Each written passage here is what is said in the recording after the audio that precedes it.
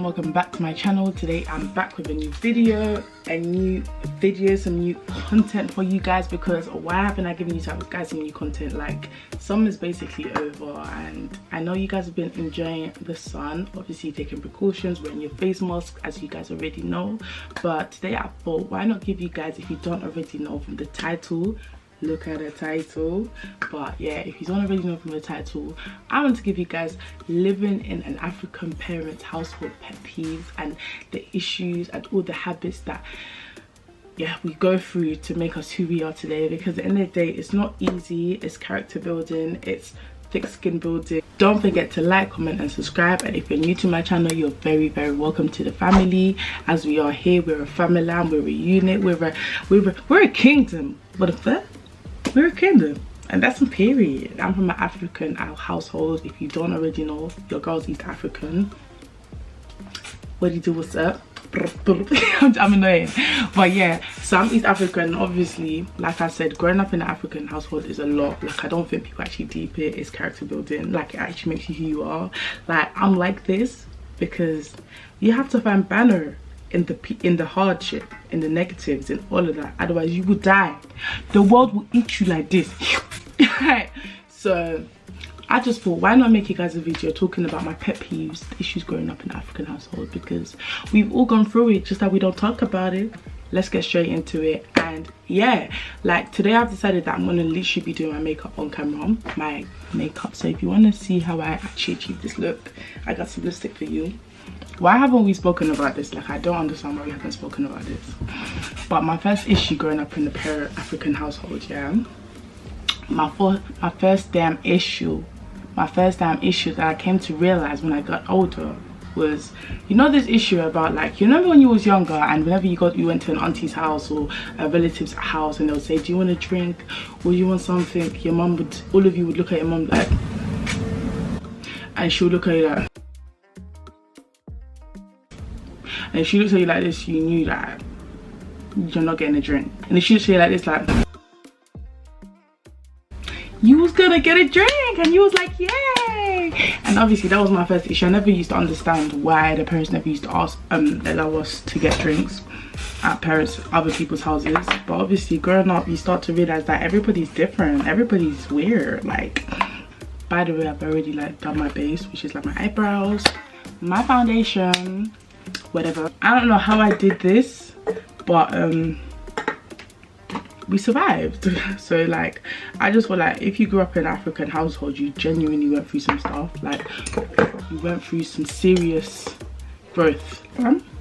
You can't just go eat in everybody's household due to, like, you know, hygiene, culture, what you may agree with and what you don't agree with. Do you get what I'm trying to say? That was the first point. So my second point was, yeah, because obviously we're really getting into it, like we're really getting into it with this one. But my second point was, if you fell asleep in the front room, my friend, you will actually wake up in the middle of the night in that same spot.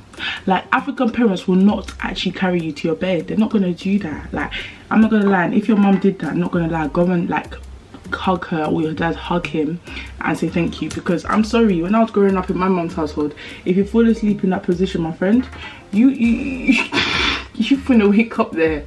Like, who told you to watch the movie till you fell asleep? That's your own, my friend. So like, fam, you would find your way in the darkness find your way in the darkness to that bed, and my friend, you would actually make your way in that darkness to your bed, because nobody finna carry you in that night. And that was one of the issues that I used to be like, why can't they just not wake me up at least and be like, you know, and then in the morning they're telling you, oh, I tried to wake you up but you was really sleeping. But fam, that is the second point, because I just don't understand. Is it just me? Yeah, if you agree to this, please comment below, because this was actually a thing in my mom's household. Like, you know, when the mums like mess up, like they're the one in wrong and they deep that they're the one in wrong, yeah, they will never say sorry. African parents never say sorry. Like, African parents will never say so. I've never seen an African child that can say to me their parents said sorry unless they're older. They're like 22. Like, their way of saying sorry to you is, have you eaten? Are you okay? who's gonna take you to that place you said you want to go? Say sorry. And my thing is like, fam, just say sorry. Like obviously you can ask me if I've eaten, because obviously that's the way to my heart or whatever, but at the same time it's like, you know, I'm not gonna lie, yeah, if you never went through this, you're very lucky. But for me, I went through this and it was very, very tough for me because I just never understood why it was like this.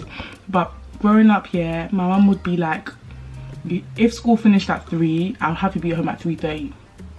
Like I'd actually have to be home at 3:30, and like I would have to literally run from the minute school finishes here to the minute like it gets to 3:30. I would be running home because she'll be in the windows watching. Like, why are you watching? I just don't understand. Like, she'll be in the windows watching. I was one of those parents, like, you couldn't just be looming in the playground, I mean in the town centre, like chilling after school, McDonald's, like, you know, the town centre, you know, the chill. Like everybody after school used to go and chill somewhere, and obviously my mum was not having it. Like, you had to actually be at home like by 3:30. African parents and coming home, you cannot come home late. Like, you have to come home at the time they say you need to come home, and if you come home anytime later, my friend, you're locked out. Now, what are you gonna do when you're locked up? Because I promise you, when you go to your auntie's house and they call your mum and your mum's like, yeah, that girl, I told her, you know, she has to be at home at this time, she's really doing her own thing, all of that type of shit.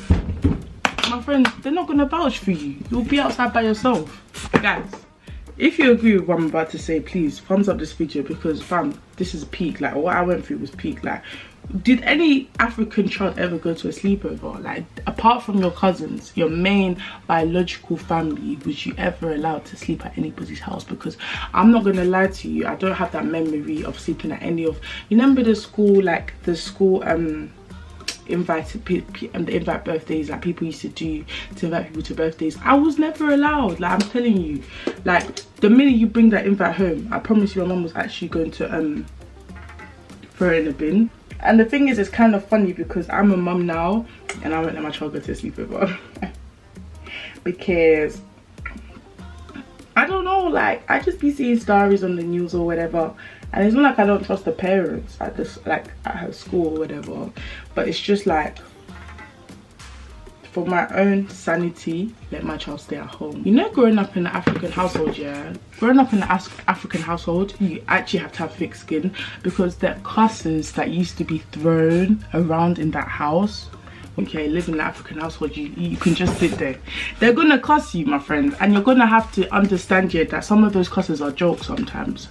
But my friend, if you don't have the skin for it, you'll think you're ugly. But it's not necessarily you're ugly, just making you strong for the outside world, because this world is not easy, my guy. Because I took long to grow into my nose and my face. Ooh, I took long. Ooh, this is a girl's best feeling when you're nearly done. Anyways, my next point is, growing up in an African household, saying you have a boyfriend or a girlfriend was an actual taboo. Like, you cannot claim you had a boyfriend or girlfriend. Like, you can't do that. Like, if you ever did that, you was getting shipped. You was getting shipped, my guy. Like, you was actually going straight back to Africa. Like, I don't care if it's Nigeria, Uganda, Ghana, Zimbabwe, South Africa, you're getting shipped, my guy. African parents don't believe in girlfriend, but like, it's a taboo. Like, so you think we migrated from Africa to come to the England for you to have the boyfriend or the girlfriend? Je ne sais quoi? This is another point. Oh my god, guys, I know so many of you are going to be able to relate to this, because this was an actual point. Oh my god, oh my god, oh my god, I can't believe I was almost not about to say this to you guys, because how could I not tell you guys this point?